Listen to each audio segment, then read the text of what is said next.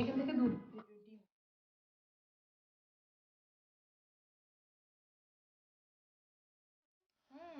তো। আর cow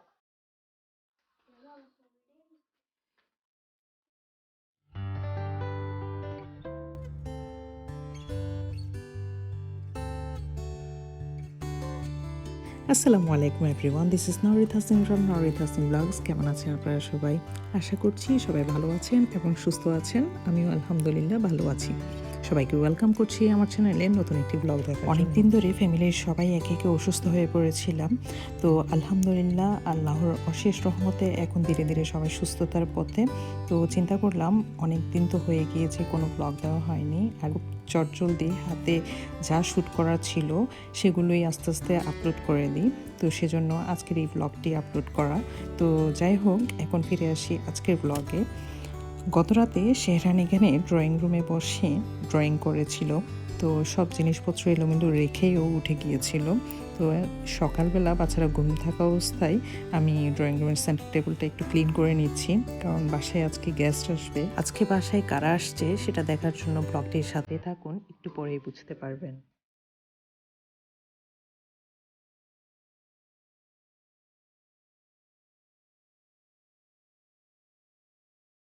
photo ফ্রেমে যাকে দেখতে পাচ্ছেন, এটা হচ্ছে আমার পিচ্চি শেহরান। ওর বয়স ছিল মাত্র 5 মাস, ওই সময়কার ছবি এটা। আর আমি এটা ফটো ফ্রেমে রেখে দিয়েছি স্মৃতি হিসেবে। শেহরান যখন বড় হবে তখন এগুলো দেখবে আর স্মৃতিচারণ করবে সেজন্য। তো এখন আমি অল্প কিছু শোপিস দিয়ে সেন্টার টেবিলটাকে একটু গুছিয়ে নিয়েছি। আসলে গুছিয়ে নেওয়াটা তো এটা নামের কথা, কারণ একটু পর আহলান ঘুম থেকে ওঠার সাথে সাথে এগুলো সব অগোছালো করে ফেলবে আমি জানি। তাও একটু চোখের সৌন্দর্য আর মনের সৌন্দর্যের জন্য করা আর কি এগুলো।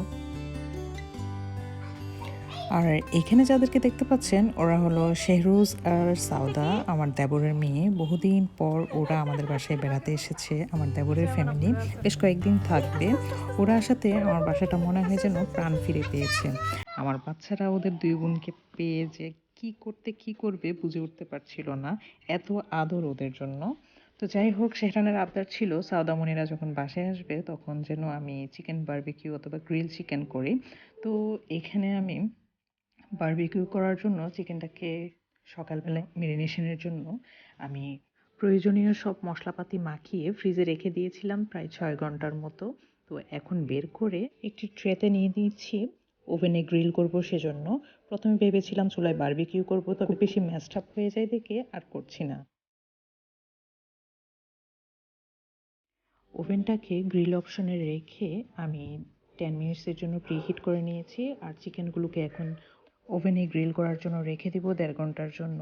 আর এর মাঝে আমি একবার চিকেনগুলোকে উল্টে পাল্টে দিব, সেই সাথে একটু সরিষার তেলও ব্রাশ করে দিব যেন চিকেনগুলো একটু ময়েস্ট হয়।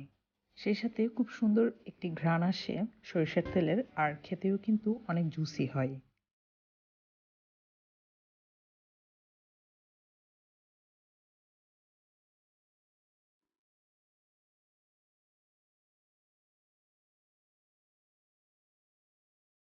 আর এইদিকে আমার যা আমাদের জন্য এত মজার মজার খাবার দাবার রান্না করে এনেছে, তাও পরিমাণে এত বেশি, আমার মনে হয় এগুলো শেষ করতে আমার সপ্তাহখানেক লেগে যাবে।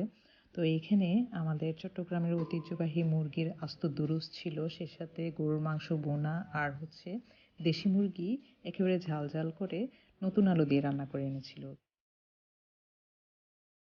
আমার হাজবেন্ড যেহেতু দেশি মুরগির আস্ত দুরুস খুব পছন্দ করে, তাই ভাবলাম ওর জন্য এটা একটু গরম করে নিই।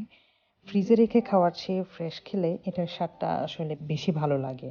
তাছাড়া আমার জায়ের হাতে তো মনে হয় যেন জাদু আছে। আমার শ্বশুরবাড়িতে ছোট থেকে বড় প্রত্যেকেই ওর হাতের রান্না করা খাবার কিন্তু খুব বেশি